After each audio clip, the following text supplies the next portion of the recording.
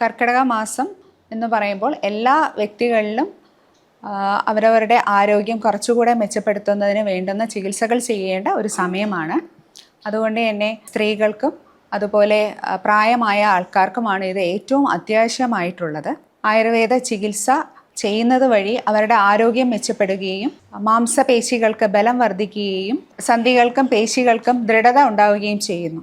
എണ്ണ തേച്ച് കുളിക്കുക, അതുപോലെ കിഴികൾ ഉപയോഗിക്കുക തുടങ്ങിയവ ചെയ്യുന്നതും ഔഷധ കഷായങ്ങളിൽ ചെയ്യുന്ന കുളിയും അതുപോലെ ധാരയും ശരീരത്തിൻ്റെ ബലം മെച്ചപ്പെടുത്തുന്നതിനും രോഗപ്രതിരോധ ശേഷി വർദ്ധിപ്പിക്കുന്നതിനും സഹായിക്കുന്നു. കുട്ടികളുടെ ആരോഗ്യം സംരക്ഷിക്കുന്നതിന് 6 മാസം കൂടുമ്പോൾ നമ്മൾ ഡീവേം ചെയ്യുന്നത് വളരെയധികം നന്നായിരിക്കും. അതിനോടൊപ്പം തന്നെ ദഹനം വർദ്ധിപ്പിക്കുന്നതിന് ആവശ്യമായിട്ടുള്ള അരിഷ്ടങ്ങളും ലേഹ്യങ്ങളും ഒക്കെ നൽകുന്നത് അവരുടെ ശരീര പുഷ്ടി വർദ്ധിക്കുന്നതിനും ആരോഗ്യം മെച്ചപ്പെടുത്തുന്നതിനും അതുപോലെ ഇടയ്ക്കിടയ്ക്ക് രോഗമുണ്ടാകുന്ന അവസ്ഥ കുറയ്ക്കുന്നതിനും വളരെയധികം സഹായിക്കുന്നു.